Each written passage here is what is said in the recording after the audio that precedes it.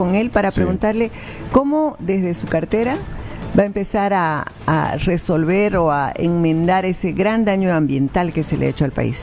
Bienvenido, buenos días, ¿cómo está Jorge? Buenos días, Jorge, ¿cómo le va? Los saluda Mónica, Nona y Ezequiel desde Desayuno Informado. Buenos días, Mónica, Ezequiel, Nona, un gusto, la verdad, en un espacio que no estaba en mis planes asumir. Tengo como 35 años trabajando en el rubro forestal, en la defensa de los bosques y la generación de estructuras que le permitan a la producción y a la sostenibilidad caminar de la mano. Fue un reto que no podíamos despreciar, que no podíamos dejar de lado más allá de su complejidad, porque como ustedes lo han dicho muy bien y la sociedad lo sabe, la realidad medioambiental del país también está muy complicada. Hemos transcurrido estos últimos 20 años por un tratamiento respecto de los recursos naturales y del medio ambiente de manera muy especial, muy particular, muy demagógica, donde se discurseaba mucho sobre la conservación, la protección, el respeto a la madre tierra, pero en los hechos se hacía absolutamente todo lo contrario. Todo esto, evidentemente estamos recién asumiendo el cargo, estamos en el pleno proceso de levantamiento de la información interna del viceministerio, muniéndonos de todas las actividades que desarrollan las diferentes direcciones y carteras del ministerio para poder hacer una evaluación objetiva, concreta, seria, y después de aquello comenzar a trabajar para reponer, para recuperar todo el tiempo perdido, para darle la posibilidad a este país de llevar adelante procesos de desarrollo, pero con absoluta coordinación, con absoluta coincidencia con los intereses de la estabilidad ecológica de nuestro medio ambiente, de nuestros recursos naturales, de nuestros bosques en particular. Viceministro, usted en las últimas horas decía de que el avasallamiento de las propiedades privadas, las quemas, fueron a propósito para cambiar el uso del suelo.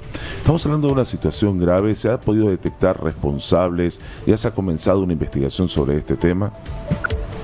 Sí, a ver, y no solamente los avasallamientos a las propiedades privadas, los avasallamientos a todas las tierras forestales, especialmente aquellas que se consideran disponibles y no disponibles. La diferencia entre una tierra fiscal disponible y una tierra fiscal no disponible es aquella que tiene un derecho, como por ejemplo el derecho forestal. Entonces, los procesos de avasallamiento han sido quirúrgicamente ejecutados por actores que estaban vinculados a las estructuras de poder, y eso no tenemos la más mínima duda. Es más, la prensa, ustedes lo han venido denunciando en muchas ocasiones y en casos muy particulares, como por ejemplo el de las Londras. Pero esto va mucho más allá.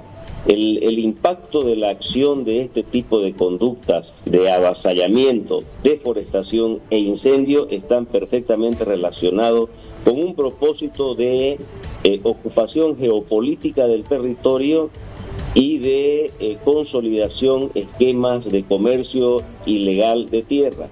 Porque a partir de estas actividades, especialmente en las tierras forestales, lo que se pretendía era cambiarle la capacidad de uso mayor del suelo a estas tierras para decir, aquí ya no hay más bosque, aquí ya no se justifica que se diga que son tierras forestales, por tanto procedamos a consolidar las ocupaciones agrarias que posteriormente eran negociadas en el mercado negro. Jorge, Este es un trabajo que se lo viene descubriendo, realizando desde hace mucho tiempo, solo que hoy corresponderá entre las diferentes instancias del Estado coordinar de manera adecuada, primero para que esto no vuelva a ocurrir y segundo para que si ocurriese se tengan que tomar las medidas adecuadas para que no se consoliden semejantes procesos de destrucción de nuestros recursos. Hemos visto que Bolivia está en el podio de la deforestación, de la pérdida de bosques. Entre el segundo y el tercer lugar hemos estado perdiendo en los últimos años, y existe una preocupación entre los sectores ambientalistas de que si bien en el gobierno del MAS se privilegió a sectores interculturales, campesinos, con complicidad del INRA y complicidad de la ABT, ahora se vaya a privilegiar a los sectores agroindustriales, también en desmedro del medio ambiente y del bosque. ¿Cuál es el lineamiento que hay para evitar que esto suceda?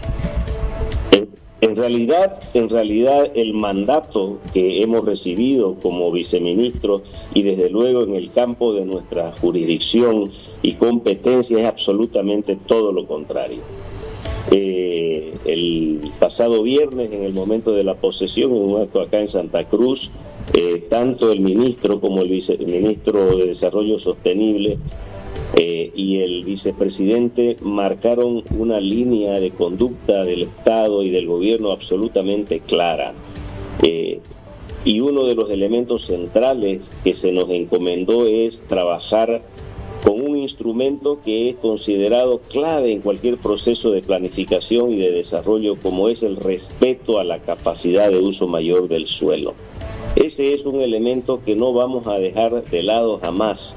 Existen en el país planes de uso del suelo en 7 de los 9 departamentos y tenemos que hacerlos cumplir porque son instrumentos de gestión indispensables para garantizar precisamente lo que hoy estamos ambicionando y que es posible realizar, que es el desarrollo sostenible, es decir, utilizar los suelos en función de su capacidad de uso mayor, deforestar donde se debe deforestar porque el suelo lo permite, pero respetar las tierras forestales y las tierras frágiles, especialmente las de áreas protegidas, para que allí no se deba realizar ningún tipo de deforestación o de destrucción de la ecología y el medio ambiente. Por tanto, dejo absolutamente claro que el mandato que se nos ha entregado es defender en el marco de la ley y del criterio técnico la estructura de nuestros bosques, respetar la capacidad de uso mayor del suelo como premisa fundamental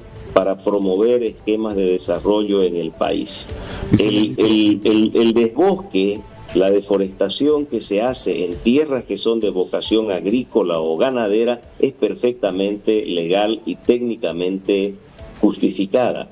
Lo que no se puede aceptar es deforestar en suelos cuya capacidad de uso mayor es forestal o es frágil, como son las de las áreas protegidas. Y ese es el marco conceptual, teórico y técnico en el que vamos a desarrollar nuestro trabajo.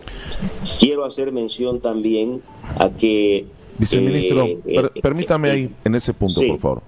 Va a ser importante también el acompañamiento de las leyes, ¿no? ¿Cómo van a trabajar esto con la Asamblea Legislativa Plurinacional?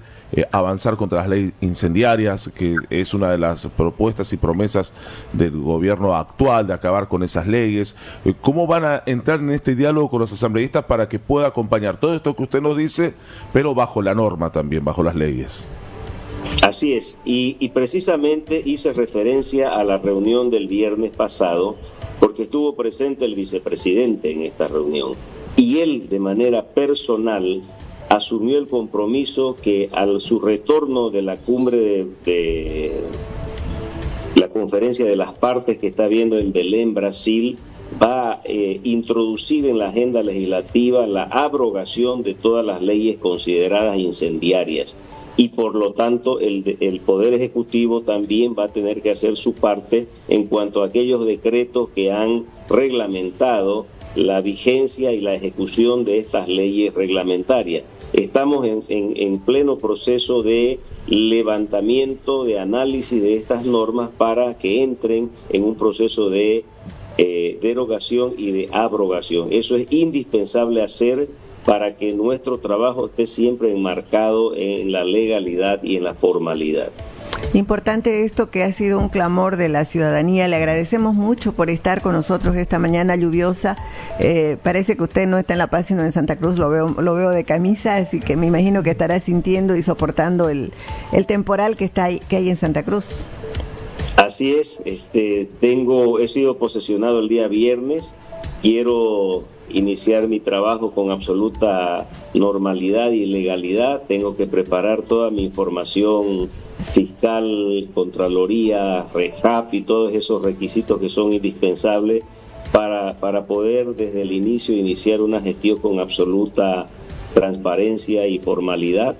Además, he aprovechado este tiempo para entrar en contacto con algunas organizaciones locales y nacionales para que nos colaboren con la sugerencia de profesionales capaces, especialmente en el ámbito de los recursos naturales y el medio ambiente, para que nos puedan colaborar especialmente en organizaciones, por ejemplo, como el CERNAP, el Servicio Nacional de Áreas Protegidas, que queremos darle un giro de 180 grados en la forma, en los criterios, en la orientación de administración de nuestras áreas protegidas a nivel nacional.